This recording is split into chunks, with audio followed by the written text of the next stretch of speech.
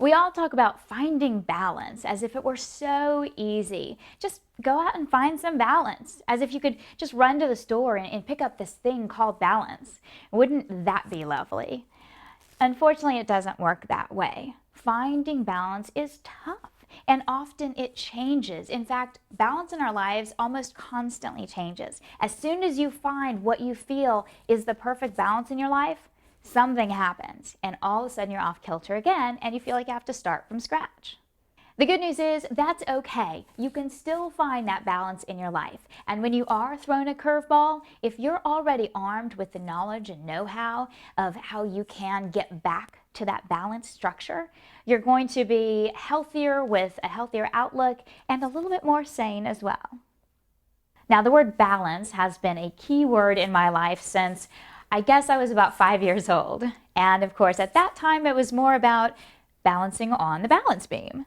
But after thousands of falls off that very same beam, I learned that there were certain things that I could do back in the day that had a lot more to do with physics. I learned that if I held my hand way out over here, well, then I was going to be off over there.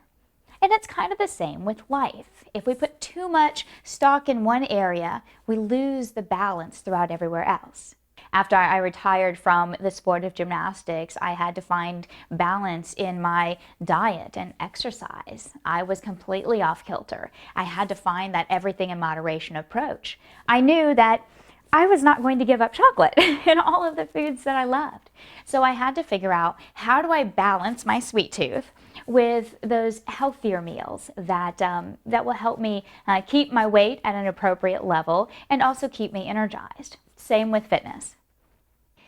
And now, as a working mother of two, it seems as if finding that balancing act has never been more difficult. And yes, that includes a gold medal performance at the Olympic Games. We all live very busy, demanding lives. So understand from the get-go that what works for your neighbor isn't necessarily going to work for you and your family. So here are some guidelines on how you can find that perfect balancing act in your life. Number 1, make a priorities list. Make sure that at the top of the list are your primary priorities. For me, I know that the top 3 at my list never change. Faith, family, health. Period. Those do not move from the top of the list. So every 6 months, I try to just go through and look at my priorities. I actually write them down, ink on paper, and every 6 months I can kind of see, is this still working for me and my family and my job? At the top are my absolute priorities. And really for me, these things don't change. The top 3 for me are faith, family, and my health. And these things are always going to be at the top of the list. Next, you need to create that kind of second level of priorities. And these are things that might need to be adjusted from time to time, depending on what's going on in your life. And last are kind of the nice to haves. And these are things that you'd love to be able to accomplish, you'd love to fit in your day, but they're not of the highest priority. Second, ask yourself, is this something that I can live with? And when you ask yourself that question, we're talking about the schedule, basically. The daily, the monthly, the yearly schedule. Is this something that you can truly make a lifestyle? Now, if you're training for a marathon and the race is the same day as a big presentation is due for work that you've been working on for 6 months, that's probably not the best timing. So you can help yourself by scheduling out, maybe the race is a different date, or making sure that you have help that day of the presentation or leading up to, whatever you need to adjust to make sure that you can accomplish those goals. And last, make the commitment.